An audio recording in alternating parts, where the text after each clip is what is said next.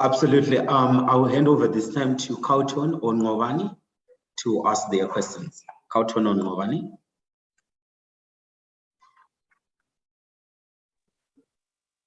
Afternoon.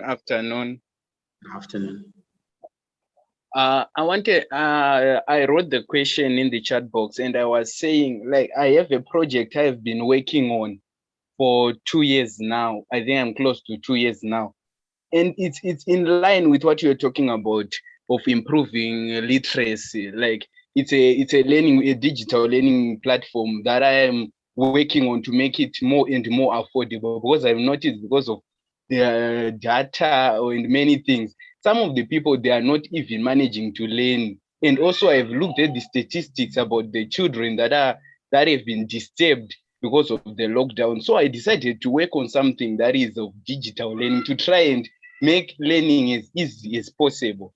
So my question now was, I'm looking at something that is very big, at a big project, but I'm trying to see which only now I can write modules. I've been working on mobile application development and the likes, and they've been making modules and write-ups about the vision.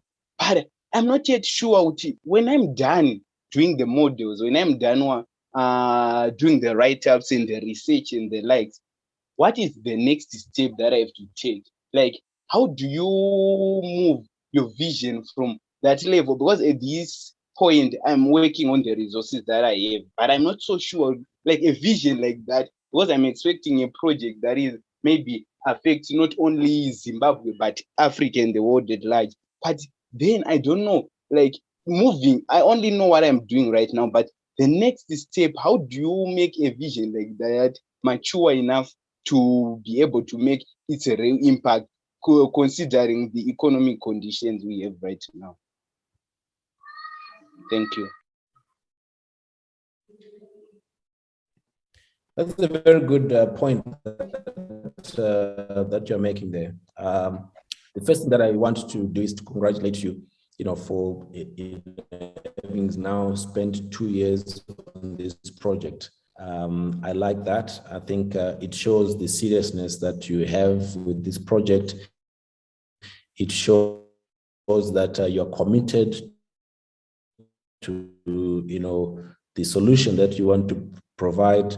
You're committed to, the end users of your product. Are like you, are the kind of people that Zimbabwe needs a lot of. Self-starters, people that see a challenge and then they start looking to how can we solve that, that challenge. So what I also want to help you appreciate is that most of the big things that we see in life. So today we see Econet, so big, almost every Zimbabwean who's eligible, they've got an Econet line. So that puts us north of 10 million Zimbabweans. Okay. If you go and speak to Mr. and Mrs. Masiwa and ask them that when you started Econet, how many people were you expecting to be your subscribers? You'll be amazed that 10 million was nowhere near the number that they had. At best, they had a couple of hundred of people that would be on their network, maybe a couple of thousands of people on their network. So the point I'm trying to make for you is that the big vision is not where the story starts. The story has got to be done as best as you can when it's small, okay? Because when it's small, but driven through passion, driven through hard work, bootstrapping, giving your all and all that, I strongly believe that this God that we serve, he has got favoritism.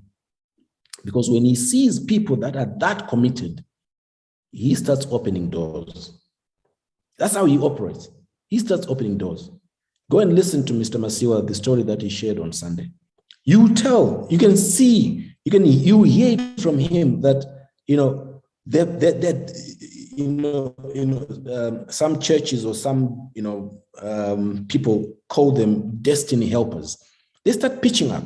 You start getting destiny helpers pitching up, and the doors start. But what I've found with a lot of people, and I've been called a couple of times to be a judge when people are pitching as entrepreneurs and all that.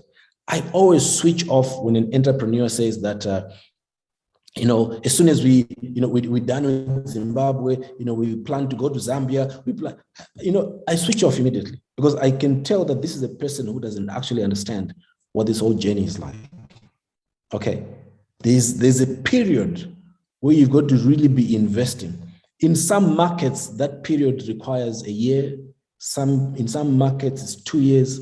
Some markets need 5 years. Some markets need 10 years. The question is that do you have that stickability that I spoke about? Can you stick to it? But it keeps taking me back to the master plan. If your master plan is so clear to you, you'll be able to realize that, I'm on the right track. I am on the right track.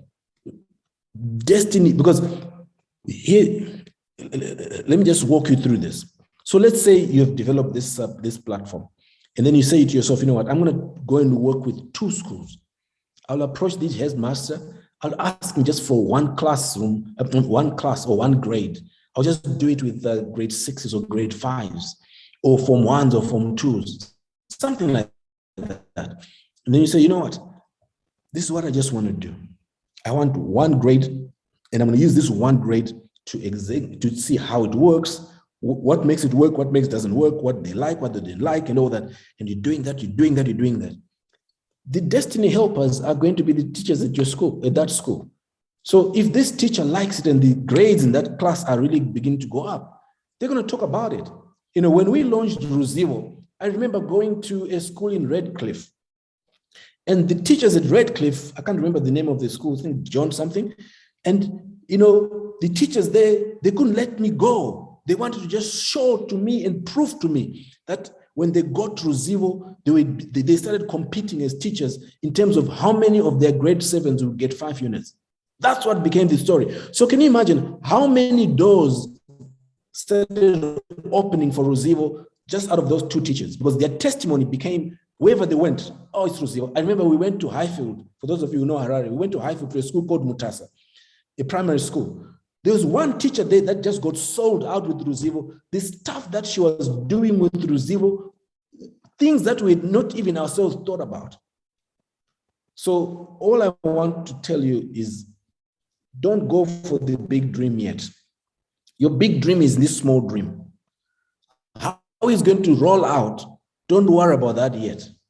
Find yourself this one place where you're going to really give it your all, where when you're fast asleep and they wake you up, you talk about the statistics, everything about that place whilst you're doing this, because that's all you eat, that's all you dream of, that's all you are. Then that thing will work out for you.